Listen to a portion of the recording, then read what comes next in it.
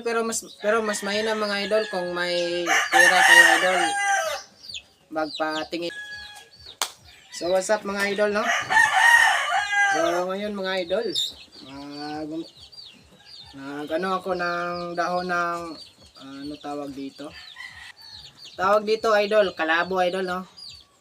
Oh, mabisang gamot to idol para sa ano idol, ubo idol. Mabisang gamot to idol. Hindi naman to lagundi. Oregano naman to.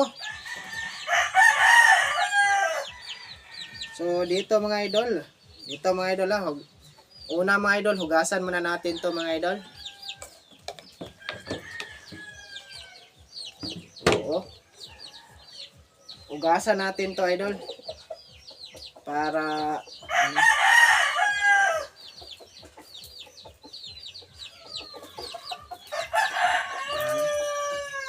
tapos lagay nyo dito sa baso mga idol, no? Ito mga idol, pwede rin to ano nyo sa ano idol, pag nagluluto kayo idol, ilagay nyo sa ano man tawag doon, taklob ng kaldero idol. Pwede din yan idol. Pwede nyo rin to pakuluan mga idol. Mas mabuti pakuluan mga idol, no? Para yung sa ano yung sabaw nito mga idol.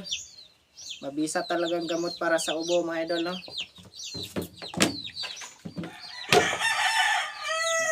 Sa probinsya mga idol, ito lang talaga ginagamot namin mga idol.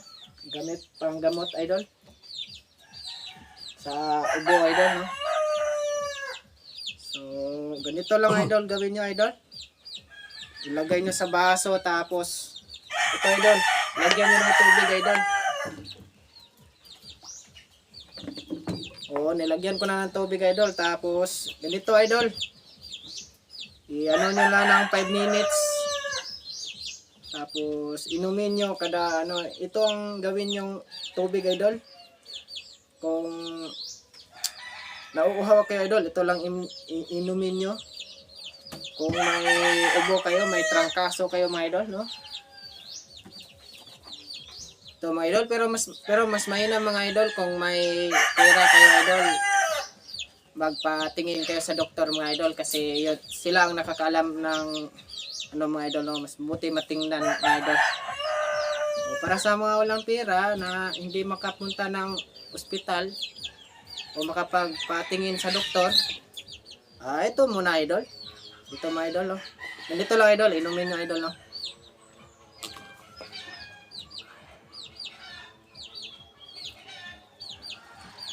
Ito mga idol, hindi talaga ano talaga idol, yung may amoy talaga siya idol. Yung iba hindi makaano nito idol, hindi kaya yung amoy mga idol, no? Pero mabisa naman talaga tong gamot para sa ubo mga idol, no? Kaya inumin natin idol para hindi tayo ubuhin mga idol. Lalo na sa bagong ano mga idol, no? Yung may ano ka na dito idol. Ito lang idol, inumin nyo idol, mabisang gamot para sa ubo idol.